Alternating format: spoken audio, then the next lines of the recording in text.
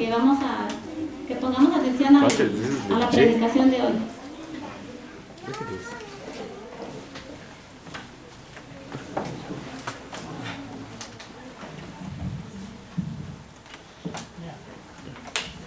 Es una bendición, ¿verdad? Cuando los padres dedican a sus hijos al Señor, ¿verdad? Amén. Amén. Esta tarde precisamente tenemos también una actividad con los muchachos y se les está pidiendo que como los muchachos no tienen licencia para manejar, que los padres los traigan, ¿verdad? Y así participan, porque lo que voy a estar hablando esta tarde, también dentro de todas las actividades me van a dar una oportunidad para hablar. Y voy a estar hablando de lo que es la presión del grupo, la presión de grupo que muchas veces nuestros hijos tienen en los colegios, en las escuelas, en la vida social que tienen ellos, y cómo pudiésemos mejorarlo, ¿verdad? Con el nombre de Jesucristo. Así que sí quisiera también, por ejemplo, a los que el sábado pasado dijeron que podían tener grupos pequeños en su casa, que esta tarde no dejen de venir. Los que van a estar repartiendo las bolsas misioneras, hoy vamos a tener seminario, vamos a tener adiestramiento y vamos a incluir, ¿verdad?, sobre características del liderazgo. Así que todos están invitados, específicamente los miembros bautizados de la iglesia están invitados, ¿ok? Amén. Bien, vamos a mirar a la palabra de Dios. ¿Cuántos trajeron sus Biblias? Amén. Gloria sea el nombre de nuestro Dios. Vamos a buscar en la palabra de Dios en la segunda carta del apóstol Pablo a la iglesia de Tesalónica, es decir, segunda carta a los tesalonicenses, capítulo 2, versículo 13. Pueden decir amén cuando lo encuentren. Amén.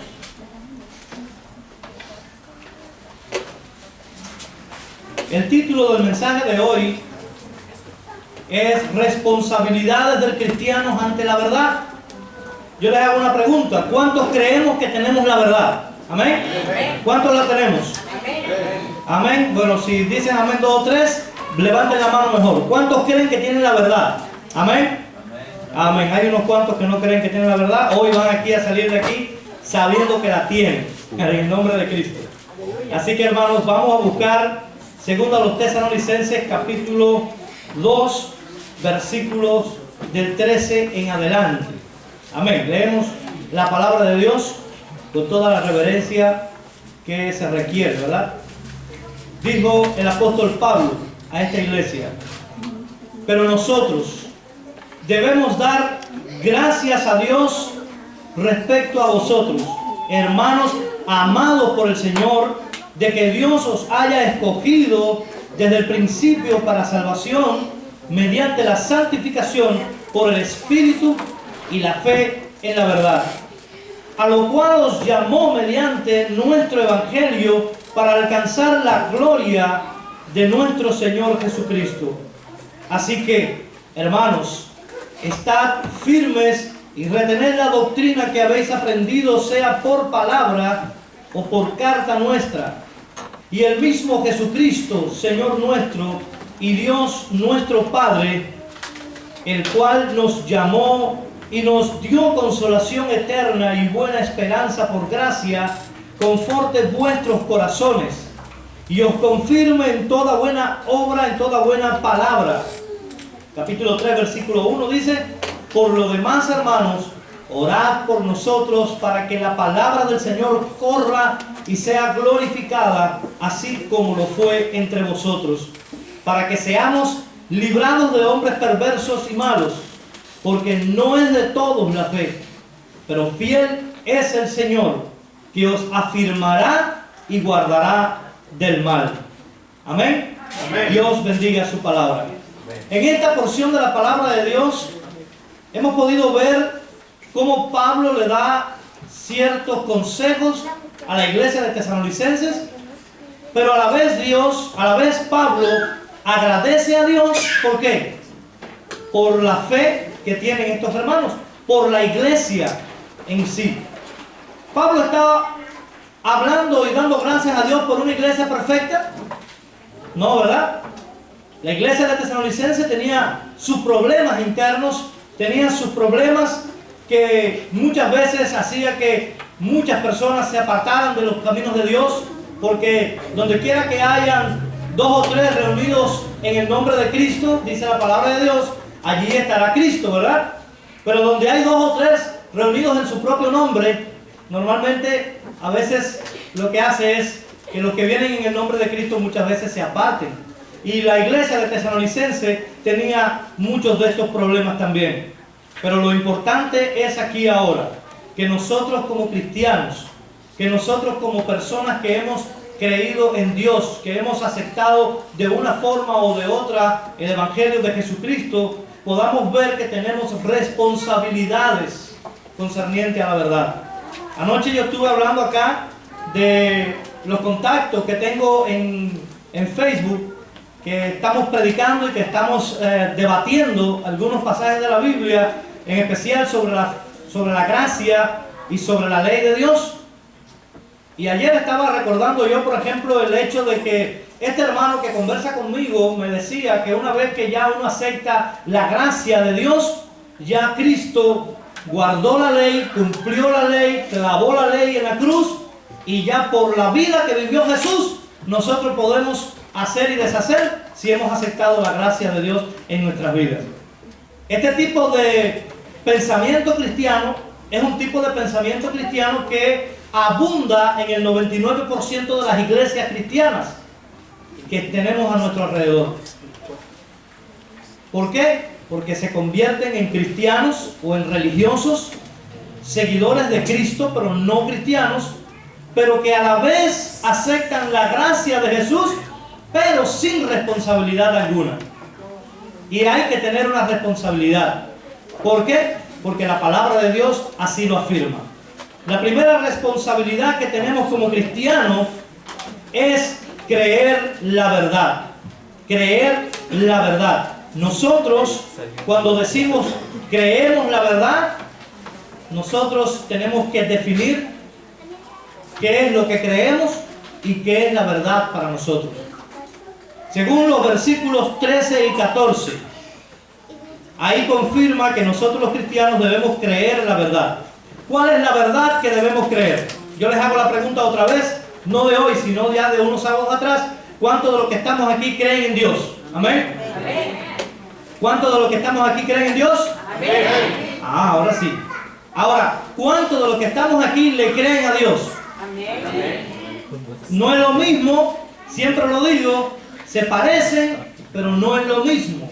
No es lo mismo decir creo en Dios que creerle a Dios. ¿Y saben qué?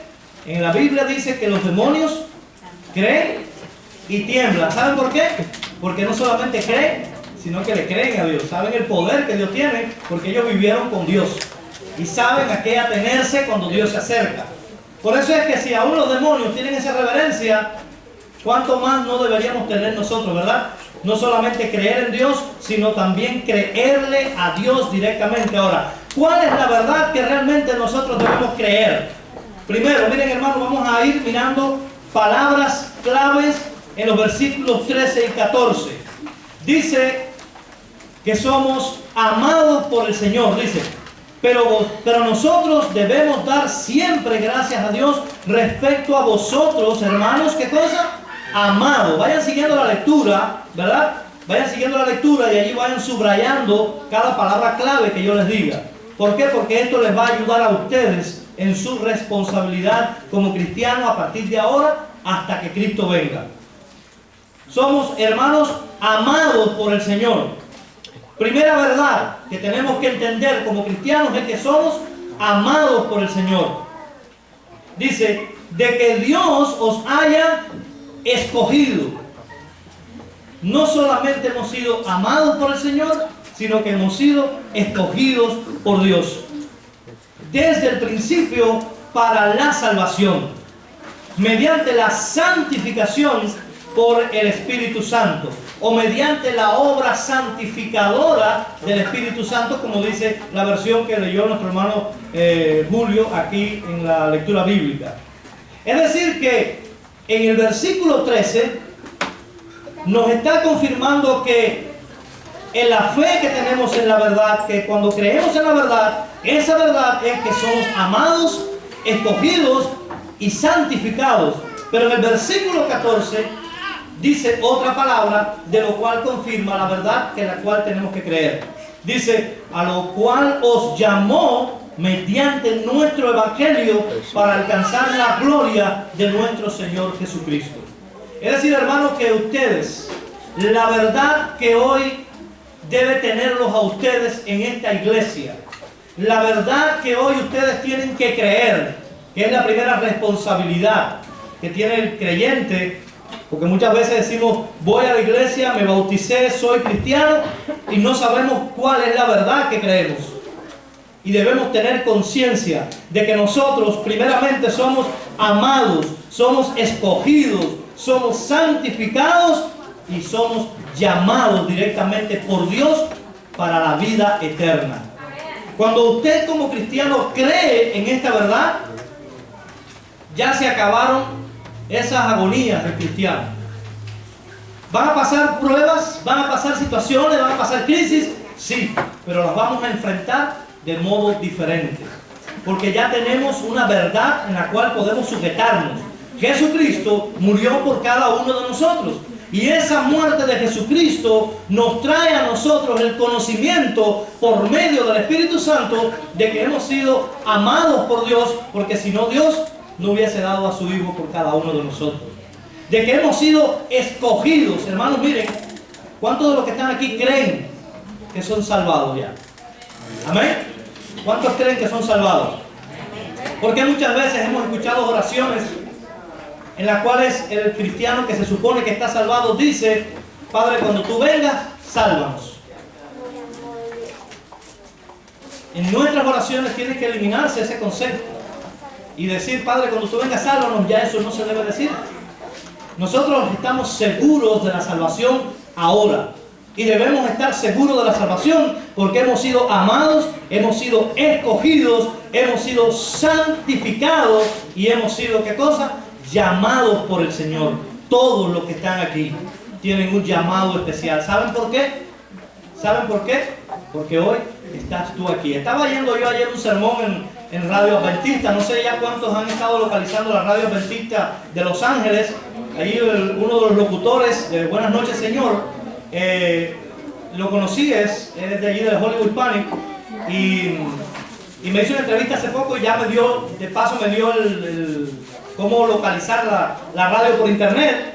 Y hoy, escuchándolo en la mañana, escuchaba al pastor Cortés que decía que realmente nosotros como personas llamadas, como personas escogidas, debemos estar seguros de la salvación que Dios nos ha dado. ¿Por qué? Porque fíjense, 20 millones, y esto ubíquense, 20 millones de espermatozoides, cuando sus padres tuvieron la relación sexual donde fue engendrado cada uno de ustedes, 20 millones de espermatozoides iban directo al óvulo y Dios permitió que entrara el que lo formó a usted. 20 millones de oportunidades para que usted no naciera y Dios permitió que su espermatozoide entrara al óvulo y saliera usted. ¿Nunca se habían puesto a pensar en eso? Ayer y hoy en la mañana yo me puse a meditar y yo dije, bueno, no soy muy perfecto, pero mi espermatozoide fue el que ganó. Y aquí estoy yo, porque he sido amado, escogido, santificado y llamado por Dios. ¿Qué pasó con nosotros, millones de espermatozoides que no entraron al óvulo? ¿Qué dice la ciencia que pasa con ellos?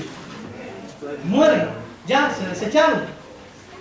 ¿Cuántas personas murieron allí? Yo no sé, pero nací yo. Y Dios me tiene aquí porque he sido amado, escogido, santificado y he sido llamado por el Señor. Y perdonen que se lo repita tanto, pero dice la psicología que la repetición constante de un mismo mensaje llega inevitablemente a ser creída. Así que yo quiero que ustedes crean que han sido llamados, amados, escogidos y santificados en el Señor. Nuestra primera responsabilidad es creer en esa verdad, hermanos. No se vaya de aquí sin creer, gracias hermano, en esa verdad que hemos sido, que tenemos en nuestro alcance. Ahora, la segunda responsabilidad que tenemos como cristianos está en el versículo 15. Vamos a buscar ahí, subrayen por favor. la palabra. Tienen que traer siempre a la iglesia este tipo de marcadores, porque hay quien no le gusta subrayar la palabra con pluma, pero sí la pueden subrayar con esto, y así le dan énfasis a las palabras clave, ¿verdad? Versículo 15 dice, la segunda responsabilidad: así que, hermanos, estad firmes y retened la doctrina que habéis aprendido, sea por palabras o por carta nuestra. La segunda palabra clave que viene en el versículo 15 y es nuestra responsabilidad como cristianos, aparte de creer la verdad, es retener, ¿qué cosa?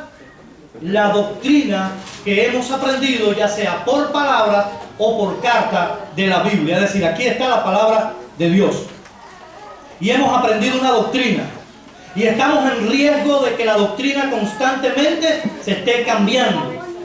Y cuando hablamos con personas de diferentes denominaciones, nos damos cuenta de que la doctrina está creída por el mundo de diferentes maneras. Y la Biblia dice, retener la doctrina. ¿Cómo es la mejor? ¿Cuál es la mejor manera de retener una doctrina?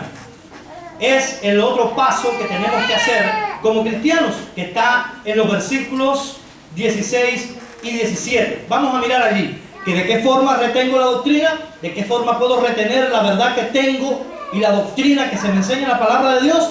Versículos 16 y 17 dice lo siguiente: y el mismo Jesucristo, Señor nuestro y Dios nuestro Padre, el cual nos amó y nos dio consolación eterna y buena esperanza por gracia, conforte vuestros corazones y os confirme en toda buena obra, en toda buena palabra y en toda buena obra. Quiere decir aquí, hermano, que implícitamente los versículos 16 y 17, dándole énfasis y os confirme en toda buena palabra y obra, me está diciendo que el tercer paso que tengo que hacer, o la tercera responsabilidad que tengo como cristiano y como creyente, es practicar la verdad. Yo no puedo retener una doctrina que no practico. Yo no puedo retener una verdad que no practico, que no vivo. Así que si la verdad es que tú eres amado, escogido, santificado y llamado, nosotros debemos practicar ese amor, debemos practicar el haber sido escogidos por Dios, debemos practicar la santificación, que es estar apartados de todos los demás. Yo no tengo por qué parecerme a los que me rodean. Yo tengo mi propia identidad. Mi identidad es la identidad de Cristo. Mi identidad es la identidad de Jesucristo, de Jehová de los ejércitos. Porque muchas veces entonces tenemos la tendencia a imitar a los que están afuera. Jeremías 15:19, apúntenlo. Jeremías 15:19 dice: conviértanse ellos a ti y tú no te conviertas a ellos. Última parte del versículo. Jeremías 15:19. Conviértanse ellos a ti y tú no te conviertas a ellos. Pero para que eso suceda, usted tiene que practicar la verdad. Primer paso, creer la verdad. Segundo paso, retener la doctrina. Tercer paso, practicarla en tu vida personal, en tu vida privada, en tu vida de énfasis cada día, para tú poder decir: soy un verdadero cristiano. Hay gente que dice: no existe un termómetro para medir la espiritualidad. ¿Cuántos creen eso?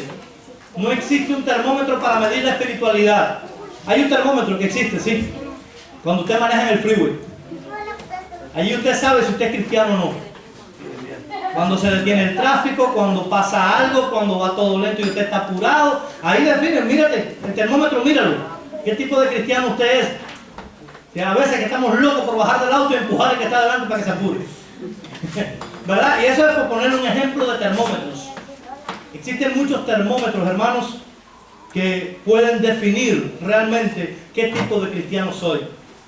Y el mejor termómetro que existe para definir qué tipo de cristiano soy, ¿ustedes saben cuál es? Tu experiencia con Jesucristo. Tú, personalmente. Yo no soy el termómetro de la hermana.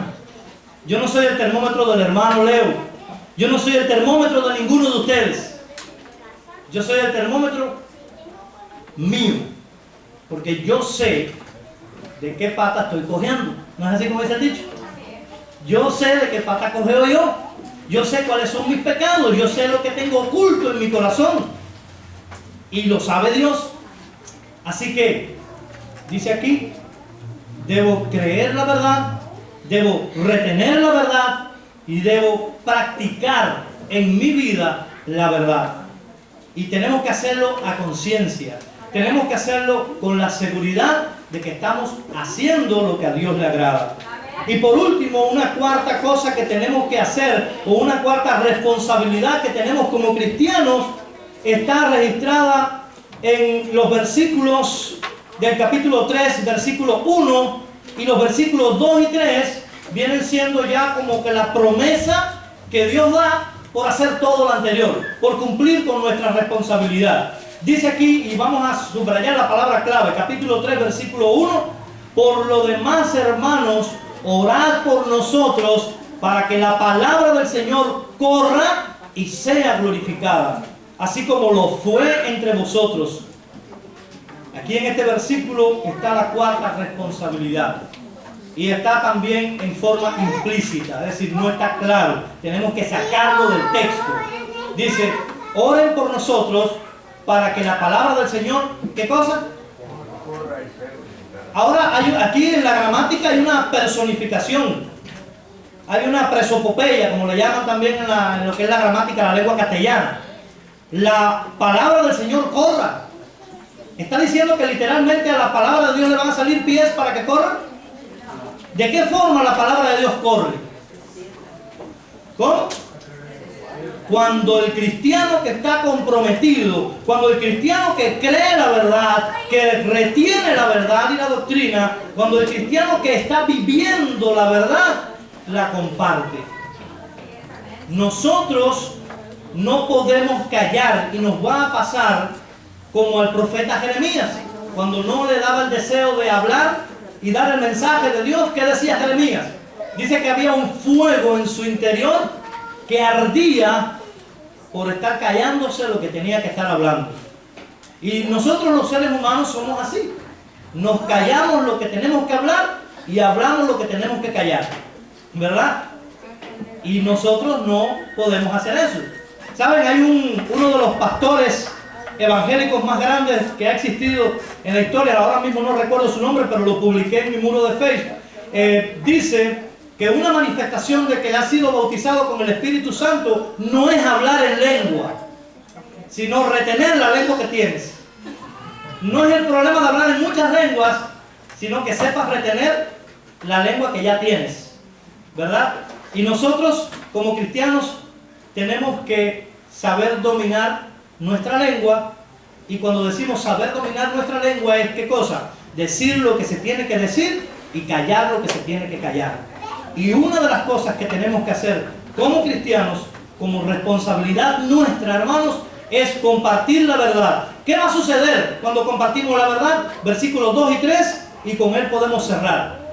Y para que seamos librados de hombres perversos y malos, porque no es de todo la fe, pero fiel es el Señor, que os afirmará y guardará del mal. Hermanos, estamos viviendo en tiempo en que no solamente en las iglesias evangélicas, sino también en la iglesia adventista del séptimo día, se están levantando hombres perversos y malos, enseñando doctrinas falseadas, enseñando y prevaricando la verdad. La prevaricación en las profecías significa una mezcla de verdad con mentira, una mezcla de una verdad con una conveniencia de este predicador. Y se están levantando entre nosotros personas que saben mucho de la palabra de Dios, aparentemente estudiadas con doctorados y con todo, enseñándole a las iglesias para que las personas no puedan retener la verdad, no puedan creer la verdad, puedan empezar a dudar la verdad que siempre han creído y al final dejen los caminos de Dios y se vayan en pos de ellos. Estamos en esos tiempos y si la iglesia no cree, no retiene, no practica y no comparte, dice la palabra de Dios que no vamos a poder ser librados de estos tipos de hombres perversos y malos. Dice que cuando creemos, cuando retenemos, cuando practicamos y compartimos El versículo 2 dice, para que seamos librados de hombres perversos y malos, porque no es de todo la fe. Y lo otro es que Dios es fiel y nos afirmará y nos guardará del mal. Así que, hermanos, no hay vuelta atrás. La palabra de Dios es clara. El Señor nos dice, si realmente has aceptado mi fe, si realmente has aceptado mi sacrificio, tenemos responsabilidades ante esa verdad que creemos. Y no solamente tenemos esas responsabilidades, sino que también el Señor nos va a estar amparando, tanto de personas agresivas, teológicamente, como que Dios es fiel y nos va a guardar de cualquier tipo de mal, ya sea físico, espiritual o emocional. Así que, iglesia, Dios te bendiga y Dios permita que puedas en la tarde estar rumiando esto que hemos hablado hoy, que puedan estar repasándolo, que puedan estar analizándolo y que no piensen en otra persona, sino en solamente ¿quién? Usted misma, que al fin de cuentas es la que más beneficiado va a salir del estudio de la palabra de Dios. Así que, hermanos, Dios les bendiga, Dios les guarde y Dios permita que como cristianos podamos cumplir con nuestra responsabilidad ante nuestro gran Dios y Señor Jesucristo. Dios les bendiga mucho, hermanos.